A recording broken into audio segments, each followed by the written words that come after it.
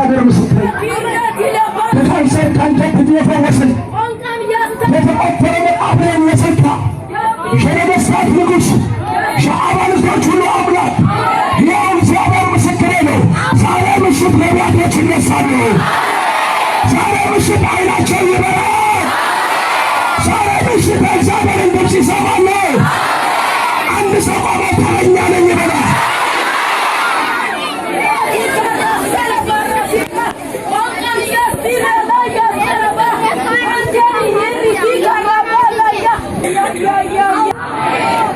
እስባካችሁ አለባላ በነሱ ውሸትን አርቶ ኃጢአትን አርቶ ርክሰትን አርቶ እምቢ የሚል ለማይረባ ነገር እጅ የማይሰጥ ፍርፋሪ የማያቆመው ለእርቅስና የማይሰው ለአምላኩ ለእግዚአብሔር የጨከነ ብሞት ብሄደው ወደ ሰማይ ነው የሚል ትውልድ ካለ አይበላም። እኔ ነኝ ካልከኝ ብድግ በልና አልበላም በለበት።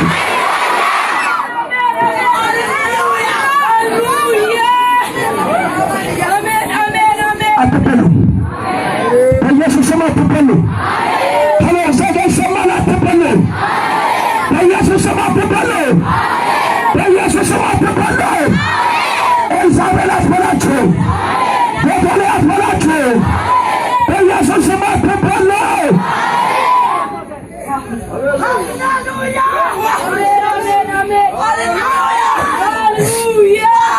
አባቴ እንዲህ ብሎኛል። ልቡን ለከፈተ ለተዘጋጀ ሰው ከኔ ጋር ለሚገናኝ ሰው ለዛ ሰው ብሎኛል። ከቅዱሱ ቅባት ይቀባለሁ። ዛሬ ምሽት ትቀባለህ። በነቢያት መንፈስ ትወጣለህ። አላውቅም። እግዚአብሔር ሰው ጠዋት አንድ ነገር ይናገር ነው።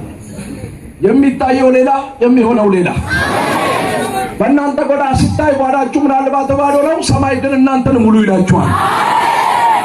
የሚታየው ሌላ፣ የሚሆነው ሌላ።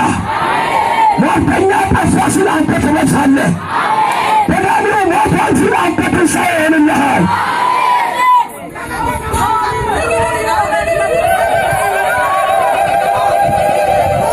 ስሙኝ ስሙኝ፣ መጽሐፍ ቅዱስ ዘፍጥረት 38 ላይ ሄዱና አንብቡ። ትዕማር ከይሁዳ አርግሳ በተገኘች ጊዜ ይሁዳ አውጡና ቀጥቅጣችሁ ግደሏታል። አልገባውም ከማን እንዳረገዘች። ልጁን ስለከለከላት ከራሱ ከይሁዳ እንዳረገዘች አልገባው። ሁለት ልጆች በማኅፀኗ ውስጥ ነበሩ። አንዱ ፋሬስ፣ አንደኛው ዛራ። ማናማ ነበሩ? ፋሬስና ዛራ። እቺ ሴት ልክ መውለጇ ሲደርስ አዋላይ ተጠራ። አዋላቂቱ የብዙ ዓመት ልምድ አላት። የብዙ ዓመት ላይፍ ኤክስፔሪንስ አላት። ልታዋልድ በመጣች ጊዜ ቀድሞ ዛራ እጁን አውጥቶ ስለነበረ ቀይ ፈትል ወስዳ በእጁ ላይ አሰረች። እቺ ሴት ባላት እውቀት ብዙ ሴቶችን ወልዳ ስለምታውቅ ባላት ጥበብ ባላት እውቀት አሁን የሚወለደው ዛራ ነው ብላ ለዛራ እውቅና ሰጠችው። ከኔ ጋር ናችሁ? ለማውቅና ሰጠች። እስኪ ለዛራ በሉ፣ ለዛራ በሉ እስኪ። እውቅና የተሰጠው ዛራ ነው። ስም የተሰጠው ዛራ ነው። ከአሁን ይወለዳል ተብሎ የሚጠበቀው ዛራ ነው። በተቃራኒ ስም የሌለው ፖስተር የማያውቀው የኤልሳዳይ ሽፋን የሌለው ነቢያቶች የማያውቁት ፋሬስ ድንገት ጠርምሶ ወጣ። ዛሬ አላውቅም፣ የእናንተ ነገር አፈትልፎ ይወጣል። አንድ ሰው ቆሞ የኔ ነገር ጥሶ ወጣ ይበልስ። አልሰማም? ድገሙስ። የተጠበቀ ማን ነው? ማን ነበር ይወጣል የተባለው? የወጣው ግን ማን ነው? የሚታየው ሌላ፣ የሚሆንባችሁ ሌላ ይሆናል። ሴትዮዋ ባላት እውቀት በቃ ቀድሞ የሚወለደው ዛራ ነው ብላ ደምድማ አውጃ ጨርሳለች። ግን ያልተጠበቀው የሚዲያ ሽፋን የሌለው ፖስተሮች የማያውቁት ምንም ሰው እውቅና ያልሰጠው ፋሬስ ድንገት ጥሶ ወጣ። የእናንተ ነገር እንደ ፋሬስ ጥሶ ይወጣል። አንተስ የተቀመጠው ጸጋ ጥሶ ይወጣል። አንድ ሰው ቆሞ ጥሶ ይወጣል ይበላ።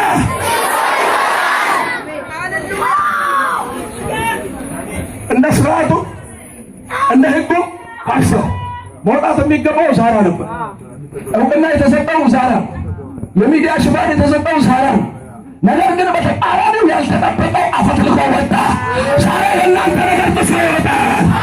በረከታችሁ ጥሶ ይወጣል። ሰላማችሁ ጥሶ ይወጣል።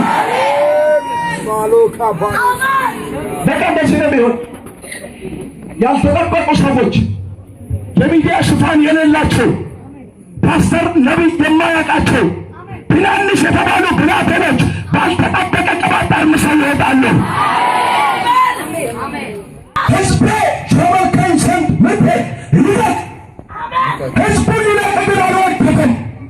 መጨረሻ ላይ የማይገዳደረው የማይችለው የእግዚአብሔር መለኮታዊ እጅ ሲመጣ ተነሳ። ሌላችሁ ዘጸአት ምዕራፍ 8 ቁጥር 28 ላይ ሄዱን ያንብቡ። ሙሴ አሮን ኑ ለአምላካችሁ ለእግዚአብሔር ትሠዉ ዘንድ እለቃችኋለሁ፣ ነገር ግን ርቃችኋል ብሏል። አንድ የገባው ሰው ካለ እስኪ ርቄ እሄዳለሁ በል እስኪ። ሰውዬው መልቀቅ ፈልጓል፣ ነገር ግን ርቃችሁ እንዳትኖራችሁ እኔ አላገባኝም ተፈትቻለሁ የሚል ሰው ርቄ እሄዳለሁ በል እስኪ። አንድ ሰው እግሮቹ ቆሞ ቀንበር ተሰበረ ይበላ።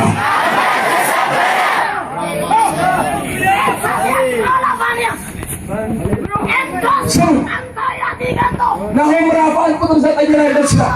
በእግዚአብሔር ላይ የምታስቡት ምንድን ነው? እሱ ፈጽሞ ይሸነፋል። መከራ ሁለተኛ አይሆንም። እሱ መከራ ሁለተኛ አይሆንም በልሱ። አንድ ሰው በእግሮቹ ቆሞ መከራ ሁለተኛ አይሆንም ይበላ። ትንቢተ ኤርምያስ ምዕራፍ 30 ቁጥር 8 ላይ በዚያን ቀን ቀንበሩን ከአንገት ላይ ሰብራለሁ አለ እግዚአብሔር። መጣ ኤርምያስ ወፈርና ቀንበር ይዞ ነው የሚተረብየው። ቀጥሎ መጣና ኤርምያስ ወይ ሲለው በዚያን ቀን ቀንበሩን ከአንገት ላይ ሰብራለሁ፣ እስራትን እበጣጥሳለሁ፣ ደግሞ ከእንግዲህ ወዲያ በሌላ ነገር አትገዛ፣ በኢየሱስም በበሽታ አትገዙ። አሜን በሉ እስኪ። እጃችሁ እንደዚያ አድርጉና አሜን በሉ እስኪ። ለበሽታ አትገዙ፣ ለመከራ አትገዙ፣ ለጉስቁልና አትገዙ።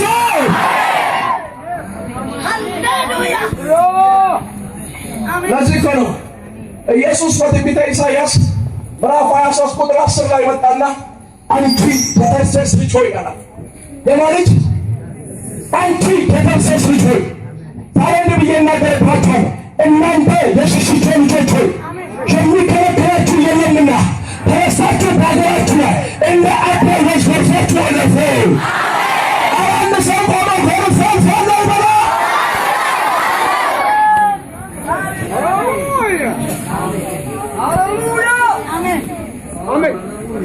እስኪ ሐዘን በቃ በሉ እስኪ፣ መከራው በቃ በሉ እስኪ፣ ችግር በቃ በሉ እስኪ። ይኸውላችሁ መዝሙር 137 ቁጥር 1 ላይ በባቢሎን ወንዞች አጠገብ በዚያው ተቀምጠን ጽዮንን ባሰብናት ጊዜ አለቀስን፣ በአህያ ዛፎች ላይ መሰንቆቻችንን ሰቀልን። ዛሬ የጣላችሁትን መሰንቆ ታነሳላችሁ። ዛሬ በኢየሱስም ያለቀሱ ይጽናናሉ። መሰንቆቻችንን ሰቀልን። የማረኩን በዚያ የዝማሬ ቃል ፈለጉብን፣ የወሰዱንም የጽዮንን ዝማሬ ዘምሩልን አሉን። የእግዚአብሔርን ዝማሬ በባዕድ ምድር እንዴት እንዘምራለን? ኢየሩሳሌም ሆይ አላት እግዚአብሔር መጣና፣ ብረሳሽ ቀኜ ትርሳኝ፣ ባላሰበሽ ምላሴ በጉሮሮዬ ይታመን። ከደስታዬ ሁሉ በላይ አብልጬ ከደስታዬ ሁሉ በላይ ኢየሩሳሌምን ባልወድድ። አቤቱ በኢየሩሳሌም ቀን የኤዶም ልጆች አስብ። እስኪ አቤቱ በሉ፣ በኢየሩሳሌም ቀን በሉ፣ የኤዶምን ልጆች በሉ አስብ። ይላችሁ እነዚህ ሰዎች በባቢሎን ምርኮ ለ70 ዓመት ተላልፈው ተሰጥተዋል። ነገር ግን ያ የተቀጠረባቸው የባቢሎን 70 ዓመቱ አልቋል። 70 ዓመቱ አልቀው እነሱ ግን ከባቢሎን ምርኮ መውጣት አልቻለም። ኤዶምያስ እኛ ፈርሰናል፣ የፈረሰውን መልሰን እንሰራለን ቢል እነሱ ይሰራሉ፣ የሰራዊቱ ጌታ እግዚአብሔር ያፈርሳል። እንዲሁ የምናገራችሁ ሞተኛ በእናንተ ትዳር ላይ ይማርካል፣ የወደደሽ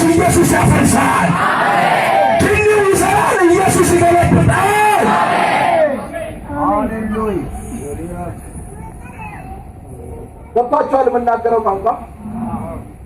ተግባብተናል ከኔ ጋር?